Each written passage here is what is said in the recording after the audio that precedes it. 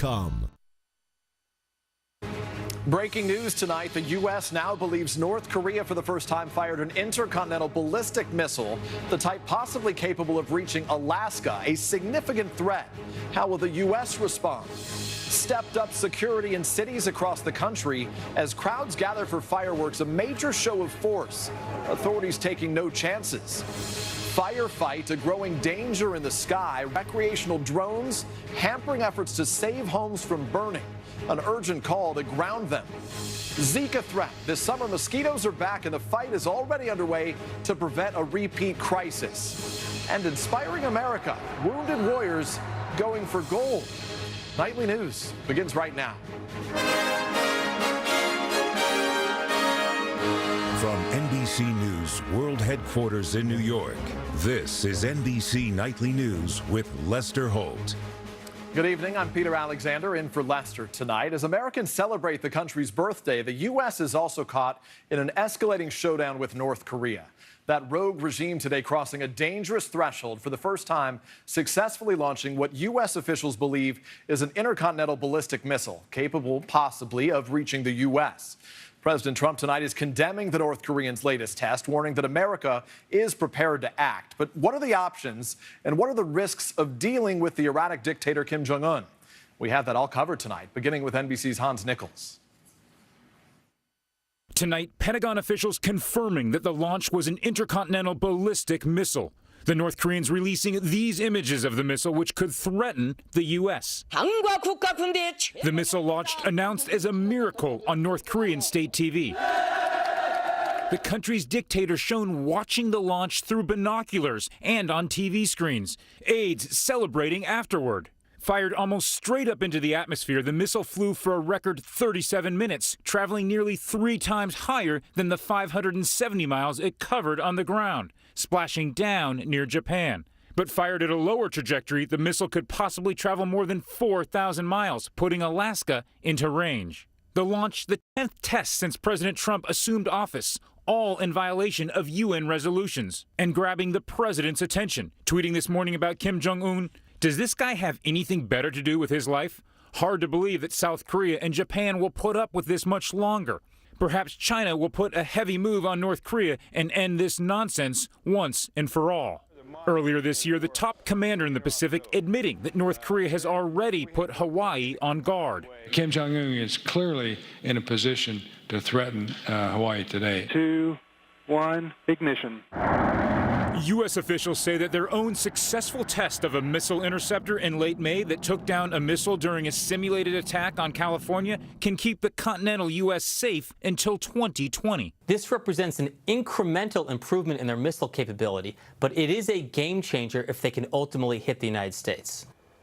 Pentagon officials say that a functioning ICBM is only one half of the nuclear threat. The other is a miniaturized nuclear warhead that can survive re-entry. But they have long said that by the time North Korea has achieved both, it may be too late.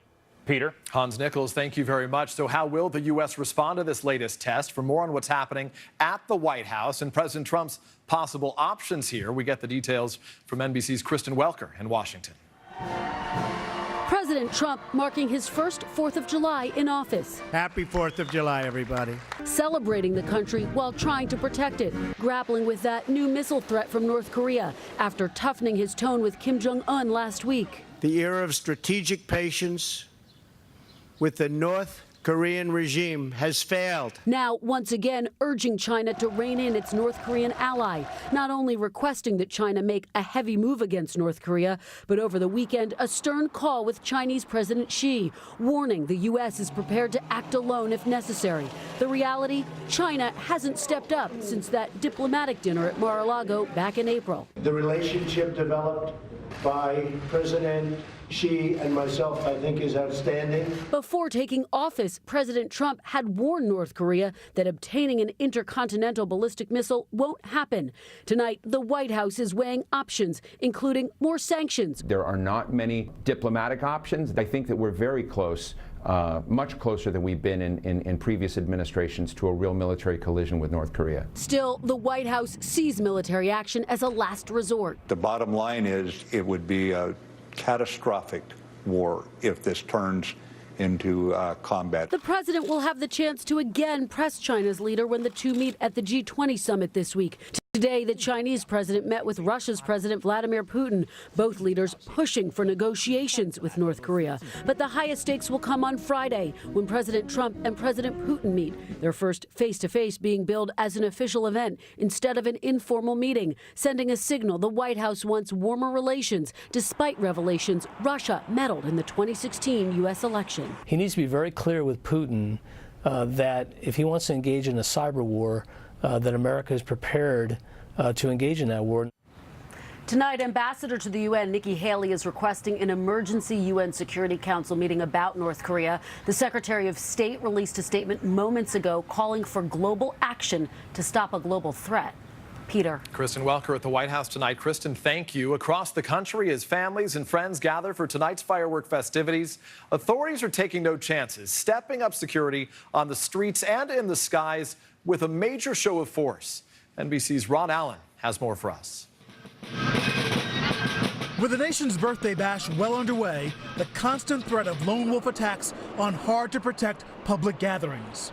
In New York, more than 100 trucks filled with sand, 32 tons each, walling off streets for the first time where crowds gather for the Macy's fireworks. Police warning vehicle rental companies to watch out for suspicious transactions that could signal a ramming attack like in Nice last July.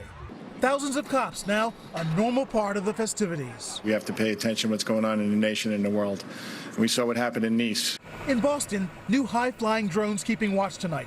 First used over the Boston Marathon, able to zoom in on an object nearly a quarter-mile away. And while America celebrates, a reminder today of the risks officers take. Capitol Police Special Agents David Bailey and Crystal Griner honored for their heroism, saving lives during a firefight with a gunman at a congressional baseball practice last month. I'm greatly honored to be here. Thank you for the award. The kind of attack, a soft target, a lone assailant, extremely difficult, police say, to stop. Authorities continue to say there are no specific credible threats anywhere in the country. Here in New York, thousands already beginning to gather for what promises to be a massive and hopefully safe celebration, the biggest anywhere. Peter? That's for sure. Ron Allen on a gorgeous night here in New York. Ron, thank you. One more note this July 4th. It was back to the beach today in New Jersey. State beaches reopened after lawmakers reached a late-night budget deal.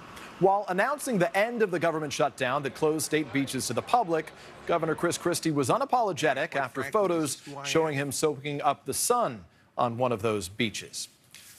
A frightening scene caught on camera today in Missouri. A house blown to pieces. Authorities say 3 people were hurt, 2 men and a woman pulled from that home by neighbors who fortunately ran to the rescue. Thankfully, their injuries are not believed to be life-threatening. That explosion happening in St. Joseph, that's north of Kansas City. The cause tonight is still under investigation. Now to a growing and dangerous problem for police and first responders across this country. As the wildfire season heats up, recreational drones are hampering firefighters' efforts to save homes and in some cities triggering accidents, even blackouts. NBC News national correspondent Miguel Almaguer takes a look at this danger in the sky. As hot, dry conditions fan flames across the West, a critical moment for the air attack. Tonight in Prescott, Arizona, a drone has halted air operations for the second time. Just last week, investigators say Gene Carpenter flew his drone into restricted airspace, forcing all 14 aircraft to the ground. We've got homes threatened. We have firefighters on the ground that are threatened. We can't do anything aerially to support these folks. The 54-year-old who declined comment charged with 14 felony counts of endangerment. Authorities say they suspect Carpenter in part because he posted these aerial photos online. If you fly, we can't fly. And what that does is that puts those firefighters at risk on the ground. Officials say recreational drones are a growing problem for fire commanders across the country, with at least 50 incidents over the last 2 years alone. And tonight, as wildfire season heats up, there are more than 30 large wildfires burning across the West. And it's not just fires. Drones pose a threat to everything from commercial airlines to infrastructure. This one falling from the sky into a pack of cyclists. In February, a drone pilot in Seattle was sentenced to 30 days in jail after his drone struck a woman in the head at a pride parade in 2015. Tonight in Prescott, where a community is still reeling from the tragic loss of 19 firefighters who died here 4 years ago, an urgent call to ground drones before there's another disaster. Miguel Almaguer, NBC News, Los Angeles. Now to the story of a British baby who's become the center of global attention. Both President Trump and Pope Francis have weighed in, and today, as little Charlie Gard turned 11 months old, an emotional dispute is pitting his parents against his doctors and the courts. We get those details tonight from NBC's Kelly Kobiella. In a new picture, baby Charlie Gard's parents stand watch over their son, waiting for the hospital to remove his life support. It's not what they wanted. We can't even take our own son home to die. We've been denied that. Do you not think we've been put through enough? Charlie was born with an extremely rare genetic disease. He's deaf and blind, can't move or breathe on his own, has seizures and brain damage. Doctors say there's no cure. Still, his parents wanted to try an experimental treatment in the U.S. If it doesn't work, we will let him go, but we will know that we've done everything that we possibly can. British courts sided with the doctors who argued the treatment would only prolong Charlie's suffering. Last week, the European Court of Human Rights rejected an appeal. The case has ignited a global debate. President Trump tweeting support for Charlie's parents Monday. If we can help little Charlie, we would be delighted to do so. Pope Francis said the parents' rights should be respected. Under British law, the rights of the child generally come first, unlike in the U.S. The court sees itself as the final guardian, if you will, of Charlie and Charlie's best interests. And they have found that any effort to extend the treatment would only extend his suffering, the suffering of a baby that is going to die. Supporters of Charlie's parents are now calling on the Prime Minister to step in. But Charlie's fate has already been decided. Tonight, Charlie is still being cared for at this hospital in London. Doctors say they're working with the parents to give them more time to say goodbye. Kelly Kobiella, NBC News, London. And still ahead right here tonight, an NBC News investigation, what our team uncovered about a hidden danger on the high seas for families planning cruise vacations this summer.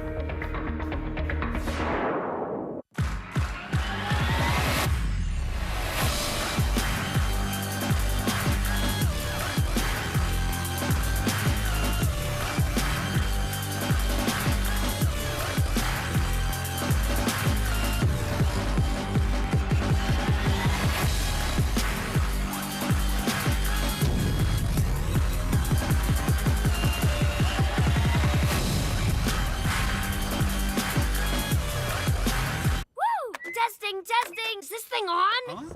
Come on, your turn. Woo! Where do pencils go on vacation? Pennsylvania. Crunchy wheat, frosted sweet. Kellogg's Frosted Mini Wheats. Feed your inner kid. You do all this research on the perfect car, then smash it into a tree. Your insurance company raises your rates. Maybe you should have done more research on them. For drivers with accident forgiveness, Liberty Mutual won't raise your rates due to your first accident. Liberty Mutual Insurance. If you have moderate to severe plaque psoriasis, isn't it time to let the real you shine through? Maybe it's time for Otezla, Apremilast. Otezla is not an injection or a cream. It's a pill that treats plaque psoriasis differently. With Otezla, 75% clearer skin is achievable after just 4 months, with reduced redness, thickness, and scaliness of plaques. And the Otezla prescribing information has no requirement for routine lab monitoring. Don't take Otezla if you're allergic to any of its ingredients. Otezla may increase the risk of depression. Tell your doctor if you have a history of depression or suicidal thoughts, or if these feelings develop. Some people taking Otezla reported weight loss. Your doctor should monitor your weight and may stop treatment. Side effects may include diarrhea, nausea, upper respiratory tract infection, and headache. Tell your doctor about all the medicines you take and if you're pregnant or planning to be. Ask your dermatologist about Otezla today. Otezla, show more of you. Hold on, everybody in? Yeah. You don't even know what slang This must be fun to watch on TV. The big moment has finally arrived. Only on NBC, Sunday night with Megyn Kelly. Sharp, strong journalism and the power of NBC News. You have to tell this story.